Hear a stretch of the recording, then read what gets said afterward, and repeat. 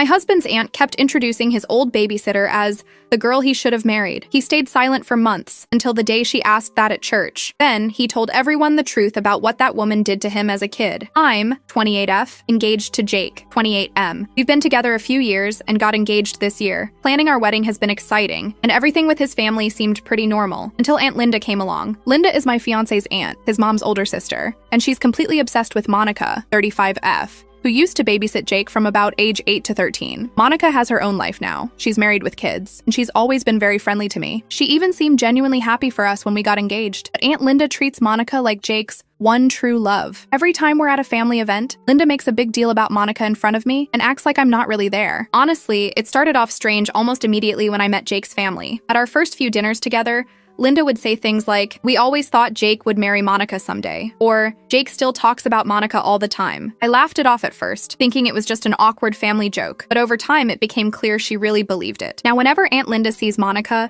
she hugs her like a daughter and then smiles at me and says something like, "You two would have been perfect together," or "I always knew they'd end up together," always directing it to Monica and ignoring me. It has only gotten worse. For example, engagement party. Last month, we had a small engagement party at a restaurant with both families. Aunt Linda quietly arranged seating so that Monica was at the head table right next to Jake, the spot that should have been next to me.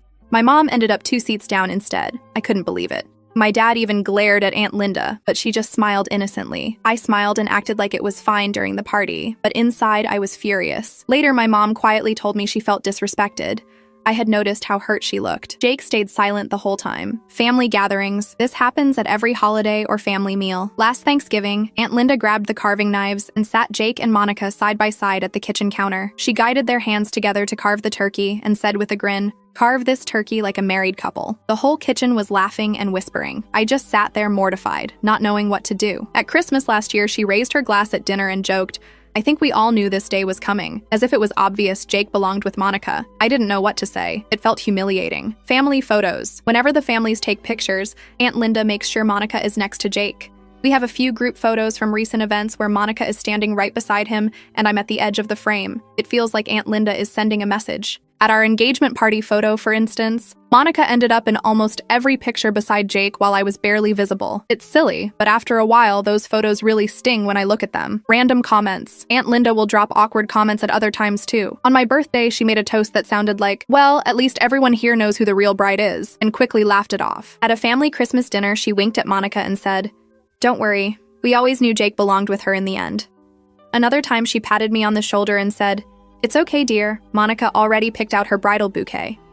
Everyone at the table chuckled, but I just smiled and tried to change the subject. These comments keep piling up and nobody ever calls her out on it. I have tried talking to Jake about it privately. After that Thanksgiving incident, I took him aside and told him this was humiliating and had to stop. He looked really uncomfortable and apologized. He told me he didn't really know what to do. He finally admitted that when he was a kid, he had tried to say something happened with Monica. He said he tried to tell his parents once, around age 11, but Aunt Linda just brushed it off as him being silly or embarrassed. No one believed him, so he never said anything again. I was shaken hearing that. All I could do was hug him and say I was sorry. He just kept repeating that he loved me and that he'd do anything to make me comfortable. He said we should ignore Aunt Linda and not let her spoil our days. I looked at his eyes and saw how tired he was of it. He said he'd handle it, but he wasn't sure how. Last night at our small church's Christmas Eve service, something absolutely shocking happened. We had gone with our families like we always do for Christmas Eve. The church was packed and festive.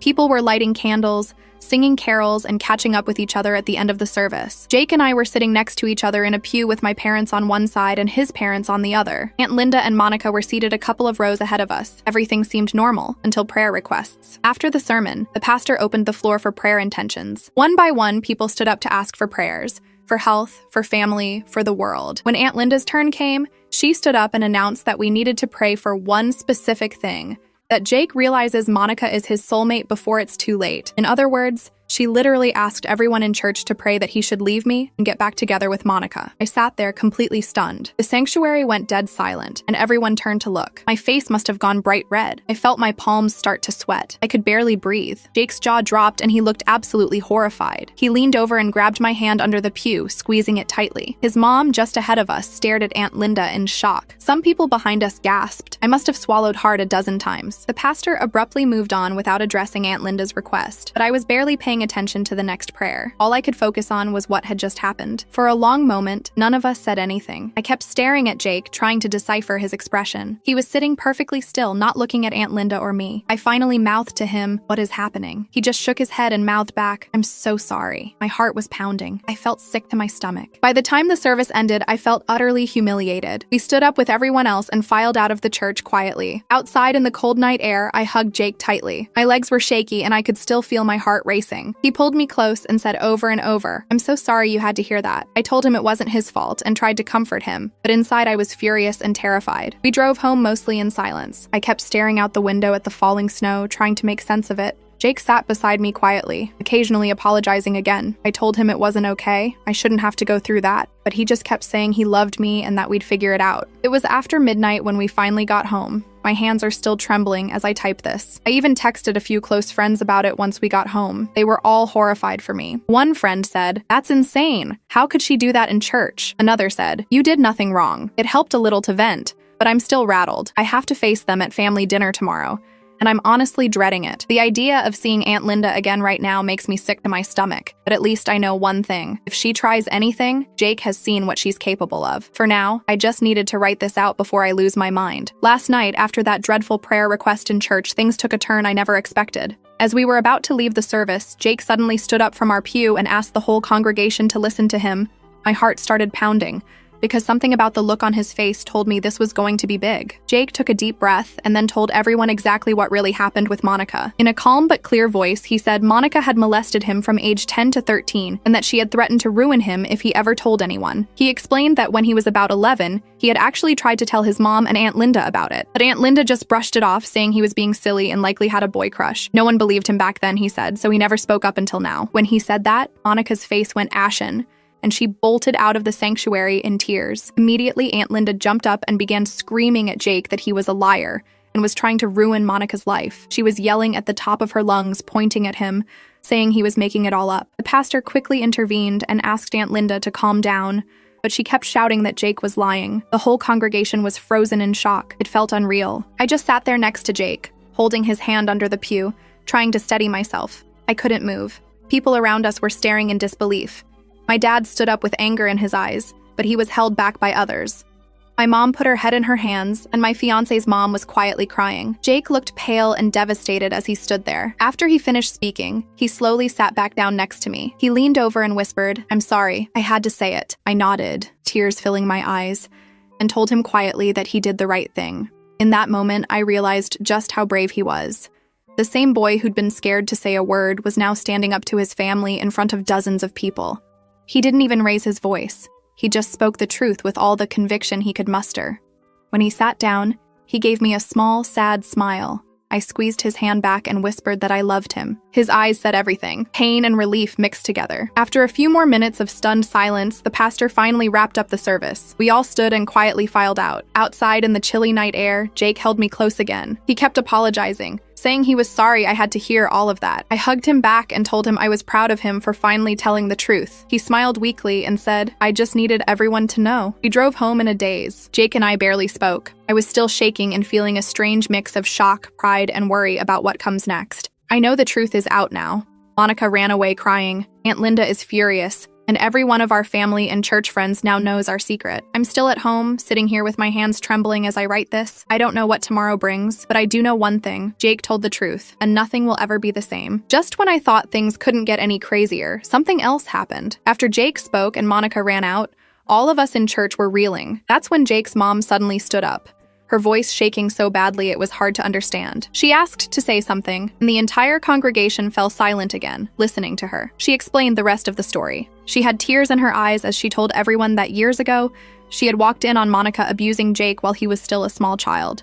She said Monica's parents locked the door and told them if they ever told a soul, they would ruin their family financially. She explained that they were scared and broke, so they chose to stay quiet and pretend it never happened. She whispered that she and Jake's father have regretted it every day since, and she was so sorry Jake had to grow up thinking he was alone in this. I felt like the ground fell out from under me hearing that. Suddenly, everything made sense. Aunt Linda's comments, Monica's presence, all of it. But hearing it from Jake's mom and Jake's dad admitted to protecting themselves instead of him was heartbreaking. The whole church was quiet. Even Aunt Linda sat down, looking completely pale and stunned. When his mom finished speaking, there was just silence.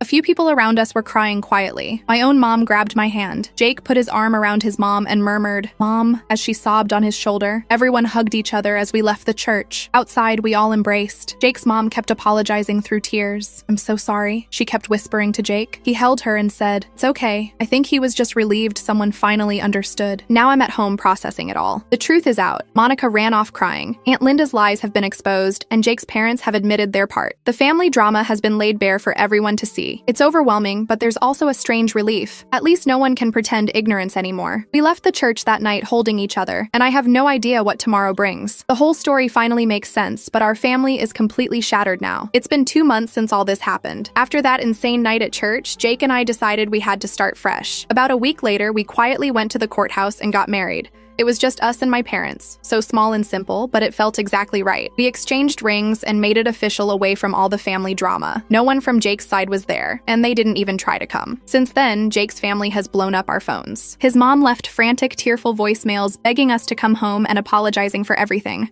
I listened to one of them. She was sobbing and saying, "I don't know what to do without you. Please forgive me." We decided we needed some space, so we didn't call her back. Eventually, Jake blocked her number. Aunt Linda has also been bombarding us with texts and calls, insisting Jake is lying and that we're destroying Monica's life. We blocked her too. After that, even a couple of cousins who tried to defend Aunt Linda's honor got blocked. We just can't deal with any of it anymore. We've gone completely no contact with that side of the family. It's like a huge weight off our shoulders. In fact, we've already made plans to move out of state next month. Jake got a new job offer about 5 hours away, and we rented a little house near the city where my job is. We're packing up our lives and getting out of Dodge. It's hard to believe how quickly things have changed, but being away from all that negativity feels wonderful. Every day I feel a little more like myself again. We've started planning a proper wedding for a few months from now, this time with people who love and support us. We laugh about how our wedding planning right now involves picking a new zip code and deciding what color to paint our new kitchen. It's been a crazy 2 months, but I feel happier than I have in years. We got married, we cut off all the drama, and we're finally focusing on our own future together. I do still feel a pang of guilt sometimes. Cutting off family is hard, but then I remember everything that happened and know we did the right thing. For once, my fiancé is really free of that toxic situation. We're building a life that's about us, and it's such a relief.